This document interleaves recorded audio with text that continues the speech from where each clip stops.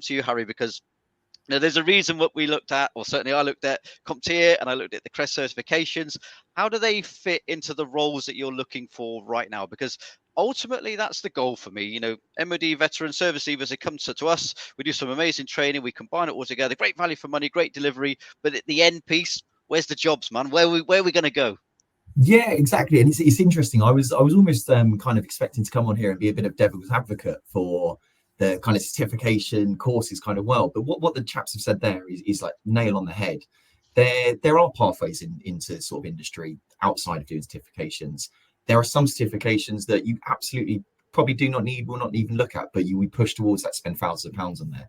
Courses like CREST and CompTIA and Security Plus, they really do give that kind of foundational level, more so than just the skill set. So they give you that kind of wider view on there. And it's invaluable. I mean, Andy will probably be the best person yourself there, Frankie, to sort of say about this, about that transitionary period from the military into sort of civilian life. It's a real kind of change. And everyone I've spoken to in there, it's almost a bit like they've done this service and now what is the next step? So if you can get that kind of understanding, the knowledge, speaking to the right people as well, just to kind of get through the weeds, that is really what it is. And in terms of kind of roles that look for it, again, to saying that some businesses and some organizations, some markets, you absolutely will too. I mean, where Andy touched on there for sort of CREST and working in the government space, in the pen testing world, those are sort of regulations you have to go through there. So obviously going through those panels, it will lead to a more kind of direct route into employment post there.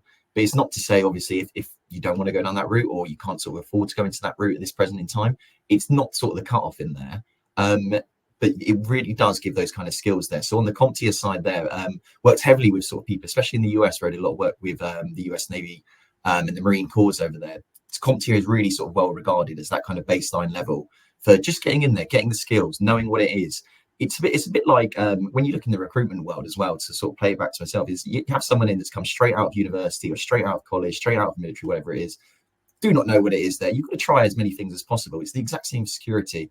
Speaking to someone that's been in logistics beforehand and then knows that skill set might be good in the cyber world, but they don't really know how. And often when I sort of sit down, I imagine you guys as well, when you speak to them, there's a lot of really transferable skills from when you're in an active war zone and there's bombs going off and you manage to get things done. It's quite easy to sit in an instant response room and look at sort of numbers and lights going off. So it's all those getting things, get a good feel for it, work your way through, and then certainly having things like CREST behind you, check.